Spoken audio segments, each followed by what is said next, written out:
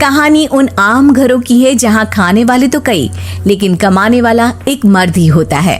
बावजूद इसके उससे उम्मीदें कम नहीं होती। देखिए जी, सामने वाले वर्मा जी कैसी अच्छी तरह से सफाई करते हैं छुट्टी वाले दिन अपने घर की, और एक आप हैं। अरे यार, उनके पास कार है, ऑफिस पास में है और हफ्ते में 2 दिन की छुट्टी होती है, तो फर्क तो पड़ता है ना। मेरी तो शादी ही गलत हो गई। अरे कोई मस्त लड़का मिलता, कमाता भी, घुमाता भी, घर के कामों में भी मदद करता, लेकिन नहीं जी, हमारे वाले को तो कमाने से फुर्सत ही नहीं, और कमाई भी ऐसी कि कोई जरूरत पूरी ही नहीं हो रही है। सुनील बेचारा शीना को देखकर सोचता है कि शीना सही कह रही है। देखने में सुंदर है, घर का सारा काम कर लेती है, उसे तो कोई भी अच्छा लड़का मिल सकता था। क्या सोच रहे हैं? भागने का इरादा तो नहीं है? अरे नहीं मेरी प्यारी बीवी, मैं तो नहीं, पर डर है कि तुम नहीं कहीं भाग जाओ मुझे छोड़कर। शीला सुनील के मुंह से प्यार भरी बात सुनकर मुस्कुराती है। आप भी ना। सुनील एक दिन ऑफिस से घर आता है कि तभी शीना कहती है, सुनिए जी, वो मेरी सहेली आई थी, सारा दिन वो लोग यहीं थे, अब जा रही थी तो मैंने कहा नहीं नहीं, मेरे पति छोड़ आएंगे ना तुम्हें, तो रोक लिया मैंने। सुनील थोड़ी देर कुछ सोचता है, फिर कहता है, ठीक है, मैं कपड़े चेंज करके आता हूँ। अरे तेरे पति को तो लग रहा है कि अच्छा नहीं लगा। अरे नहीं नहीं, ऐसी कोई बात नहीं है, रुको मैं अभी उन्हें घर के कपड़े देकर आती हूँ।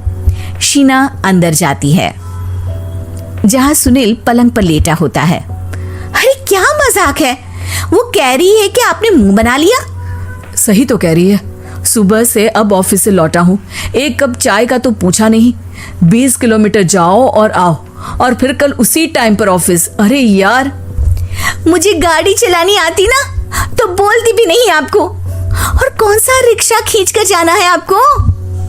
सुनील अब क्या बोलता। रात देर से आता है और सो जाता है। अगले दिन शरीर दर्द हो रहा है। अरे तो मत जाओ ना ऑफिस, चलते हैं ना मार्केट घूमने, फिर पिक्चर देखेंगे और रात में खाना खाकर घर वापस। सुनील जब सारे दिन की थकान वाला शेड्यूल सुनता है तो वो सीधे सीधे ऑफिस के लिए तैयार हो जाता है। अब आए दिन शीना की डिमांड बढ़ती ही चली जाती है और सुनील उसको पूरा भी करता। लेकिन एक दिन, ए जी मेरा भाई आ रहा है, उसे 2 लाख रुपए की जरूरत है। हाँ तो मैं क्या करूँ शीना, मेरे पास इतने रुपए नहीं है। हाँ हाँ पता है नहीं है, लेकिन किसी से लेकर तो दे सकते हो ना। अरे मैं किससे मांगू, मेरे तो जानने में भी कोई नहीं है जिसके पास इतनी बड़ी रकम हो। तभी वहां शीना का भाई शीनू आ जाता है। जीजा जी कैसे हैं आप? अब मैं ठीक हूँ शीनू, अचानक इतनी बड़ी रकम की जरूरत कैसे पड़ गई?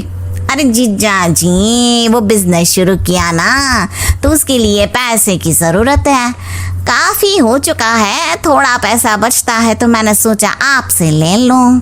अब देखो मेरे ऑफिस में कुछ लोग हैं जिनकी सेविंग अच्छी है, मैं उन लोगों से बात करके देखता हूँ।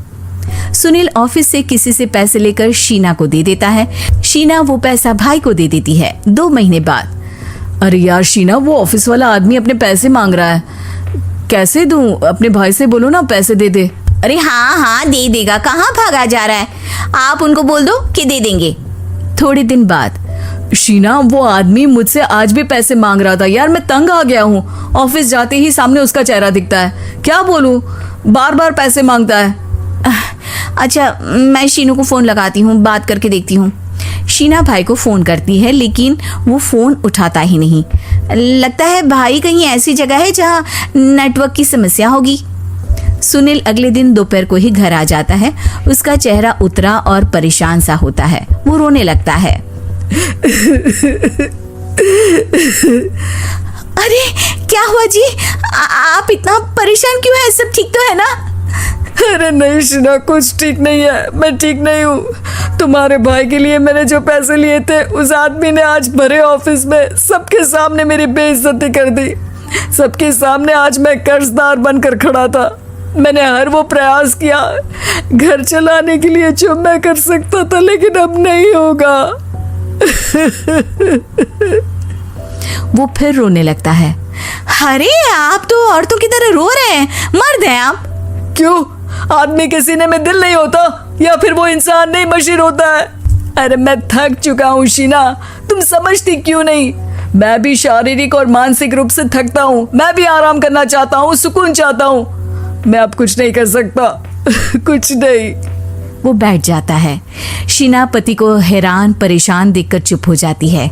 अगले दिन, सुनिए, ये लीजिए 2 लाख रुपए, उस आदमी को दे दीजिए और बोल दीजिए कि आज के बाद किसी को पैसे के लिए बेइज्जत ना करे। सुनील पैसे देखकर राहत की सांस लेता है। अरे शीना, तुमने तो मेरा बहुत बड़ा काम कर दिया। अब मैं शान से ऑफिस जा सकता हूँ। लेकिन ये पैसे आए कहाँ से? ये पैसे मैंने अपने गहनों को गिरवी रख कर लिया है। तुम ठीक रहो, निश्चिंत रहो, मैं बस यही चाहती हूँ।